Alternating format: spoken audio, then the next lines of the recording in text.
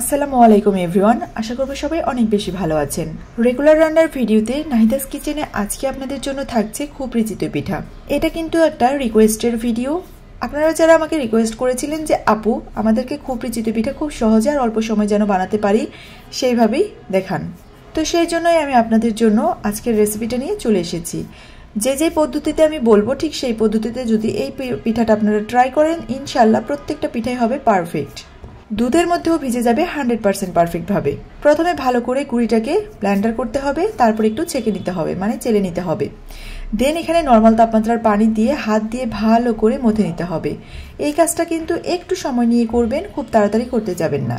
এই মুহূর্তে কিন্তু আপনি লবণ দিতে পারেন, লবণ দিয়ে তারপর ডোটা মাখতে পারেন, তবে শেষ পর্যায়ে লবণটা দিলে বেশি ভালো হয়, তাহলে বুঝতে পারবেন লবণের পরিমাণটা ঠিক কতটা লাগবে। এই ডোটা যখন বানাবেন তখন কিন্তু অবশ্যই এই ব্যাটারের মধ্যে অল্প অল্প পানি ঢালবেন, সব পানি একসাথে দিতে যাবেন না। তারপর যখন একটা পারফেক্ট ব্যাটার তৈরি হবে, ঠিক এরকম ঘনত্ব থাকবে, তখন এই ব্যাটারটা আপনার পিঠা বানানোর জন্য একদম রেডি। চুলার মধ্যে প্রথমে আমি একটা তাওয়া বসিয়ে দিয়েছিলাম আর এটাকে একটু গরম করে নিয়েছি। গরম হয়ে গেলে এইখানে কিন্তু ব্যাটার দিয়ে দিতে হবে।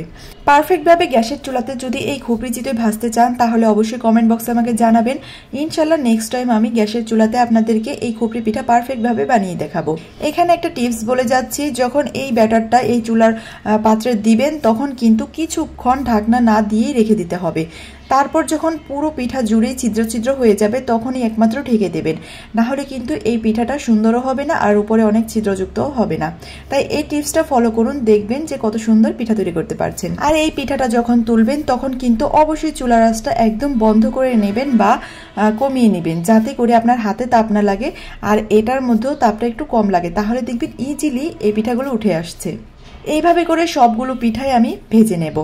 এইভাবে যদি আপনারা পিঠা তৈরি করেন বাসায় তাহলে দেখবেন কতটা পারফেক্ট হয়। এটা কিন্তু আপনারা শুধু মাটির ঢাকনা না, স্টিলের ঢাকনা দিয়েও বানাতে পারেন, সেটাও আমি বানিয়ে দেখিয়েছি। খুপরি পিঠা কিন্তু খেতে খুবই সুস্বাদু, এটা আমরা প্রত্যেকেই জানি, তবে বানানোটা একটু কষ্টকর। এই জন্য এই পিঠাটা আমরা অনেকেই বানাতে চাই না, ঝামেলার মনে হয়, কেননা এটার ব্যাটারটা একটু ঘন রাখতে হয়, আর এই ব্যাটারটা যদি ঘন না রাখেন তাহলে এই পিঠা সুন্দর হবে না।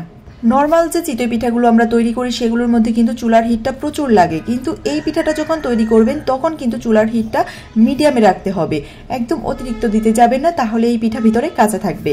আমি বারবার একটা কথা বলি যে ভিডিও কখনোই টেনে টেনে দেখবেন না, দেখলে সম্পূর্ণটা দেখবেন, না দেখলে দেখার প্রয়োজন নেই।